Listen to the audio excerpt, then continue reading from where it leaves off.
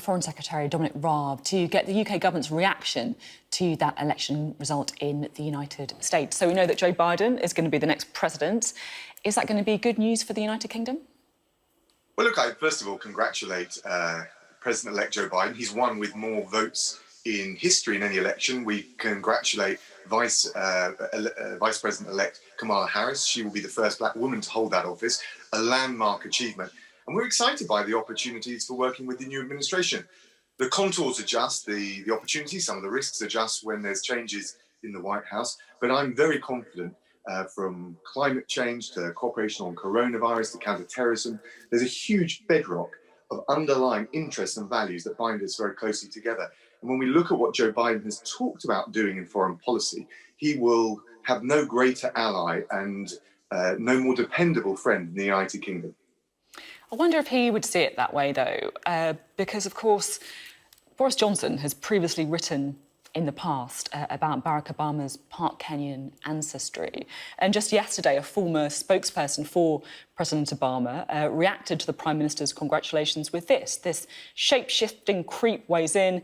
We will never forget your racist comments about Obama and slavish devotion to Trump. I mean, it doesn't sound like that relationship is going to be very special, does it? Well, look, you can always pick political campaigners and activists and even advisors. I know from the work I've done with our embassy in Washington, talking to congressional leaders across the House, but including Senator Chris Coons, very close to President-elect Biden. I've talked to Nancy Pelosi. I've talked to the Irish caucus led by Richie Neal. I know that, of course, there'll always be points of tension in any relationship, particularly the deepest and the most profound ones. So you admit that might be a point of tension then? No, what I'm saying is the bedrock, the depth, the range of things that we do together and the things that President-elect Biden wants to achieve internationally, the things he's been talking about in this campaign, not just security, counterterrorism in the Middle East, but coronavirus and returning to the Paris Climate Agreement. These are all things which, particularly with our G7 presidency next year and our hosting of COP26, I think that we'll have a huge amount to cooperate on, and I'm excited about working with the new administration. It's interesting, isn't it? A Biden campaign insider is quoted in the Sunday Times today as well, saying that Joe Biden was shocked at the dismissiveness of black rights after you called the Black Lives Matter protesters taking the knee a symbol of subjugation and subordination, and said you would only kneel before the Queen or when proposing to your wife. It sounds like you might have a bit of making up to do too. Well, it's not my impression from talking, as I say, to congressional leaders across the House, including Democrats. But look, we're absolutely committed to ending racism, zero tolerance for racism. I think in a tolerant debate, people should be able to express that solidarity with that incredibly important principle in their own way. But look, as I said, you can always pick a snippet from the newspapers or from activists around the campaign. What I know from talking to the leaders that I've spoken to, that we're going to have a very strong relationship. And there's just so much that we can cooperate on, and so much of what President-elect Biden has been talking about, more international collaboration on coronavirus. Look at what the Prime Minister did in hosting the Gavi Summit, which allows us to increase the funding for equitable access to a vaccine. Look at what Joe Biden has said around climate change. We're hosting COP26 next year. I think very much the pioneers in that space. So I'm sure you'll be able to find snippets of discord amongst in the aftermath of a campaign. What I'm saying is I'm absolutely confident in the bedrock of values and interests that we share. And of course, when America wants to act in the world, they've got, as I said, no more reliable, no more dependable friend than the United Kingdom. I absolutely accept that when it comes to coronavirus and climate change, as you've mentioned, we've got more in common with Joe Biden than Donald Trump. Are you concerned, though, that it might be a bit more tricky to do a trade deal with Joe Biden than it would have been with Donald Trump? Donald Trump, of course, has said that we would be front of the queue because of the special relationship. He believes in Brexit. Joe Biden said that he would have voted Remain. And Joe Biden's also said that any trade deal between the US and UK must be contingent upon respect for the agreement, withdrawal agreement, and preventing the return of a hard border. It's going to be harder to do a trade deal with Joe Biden, isn't it? I think we'll have to see, but look, let me tell you what I know from having been out to Washington and talked right through the Brexit process to people like Richie Neal and the Irish caucus, including many Democrats. We were able to give them positive reassurance when we signed the withdrawal agreement. I've been able to explain the UK position.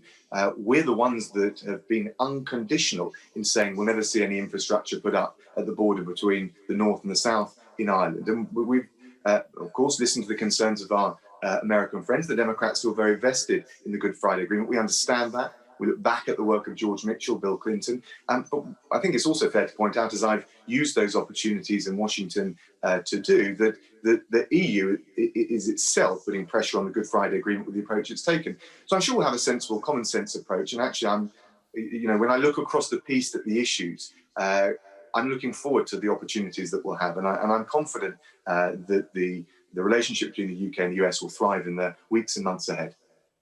Now, last night you tweeted out congratulations to Joe Biden and Kamala Harris, but you also said that some of the processes are still playing out. What did you mean by that?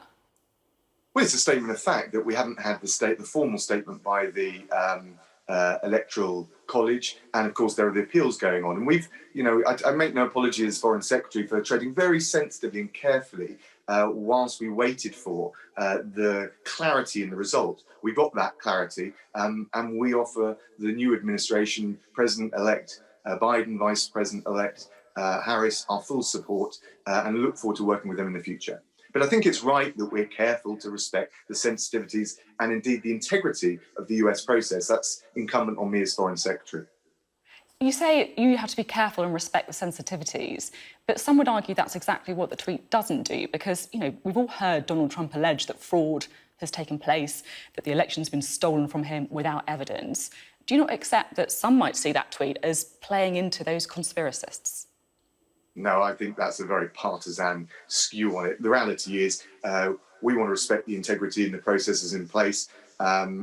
It's not for us to start adjudicating on the appeals, the legal claims and the counterclaims. But what we have said, the result is now very clear. I think it's beyond reasonable doubt, in my view. And we welcome the new administration. We congratulate President-elect Biden, Vice President-elect Harris. And frankly, there are those that want to criticise the UK at this point in time, come what may, and whatever we say, whatever this government says, I'm going to focus on the substance. But I do think people complain about interference in our politics here. I think it's right to tread carefully and sensitively in relation to, particularly after what was clearly a very close election, far closer than the media or the pundits expected, and has been contentious in all sorts of ways. So we proceeded sensitively and carefully. We wanted to respect the process, but we look forward to working with the new administration.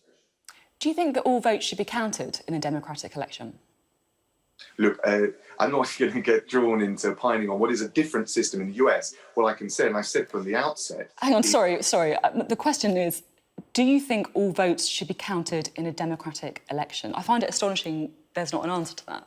Well, because what you're going to... If I say yes and there's an appeal that goes one way, I mean, we know, for example, there's going to be recounts. Okay, we know that in relation to some of the state seats, we know in relation to some of the Senate seats, but we can also say that the result is clear now, and I don't think that's preempting those other processes, which is exactly why I said we should tread sensitively to respect the integrity of the process. And we've always said, and I've been very clear all week, we're very confident the checks and balances in the US system that will produce a definitive result, and I think we've got one now. But I'm not asking about appeals, I'm not asking about checks and balances. I'm literally just saying, should all votes be counted in a democratic election? Look, in principle, yes, of course. But what I'm not going to get drawn in... So why didn't you just say that then? Because what you're really trying to do, Sophie, is drag me in to the legal claims about whether or not all the votes have properly been counted when you look at the mail votes, the votes in person, and the claims that have been made, for example, about the posted military ballots. So I just don't want to get sucked into that. We've got to clear it. I'm not trying to suck you into anything with respect, Mr. Raab. I'm just trying to ask. The reason I'm asking the question is because the Prime Minister's spokesperson wouldn't say that all votes should be counted in a democratic election early this week, which, frankly, I find quite astonishing. And I was just wondering if you would say the same thing. It's obviously you're reluctant to as well. No, your next question will be, well, if all votes should be counted, and we haven't had all votes counted, why are you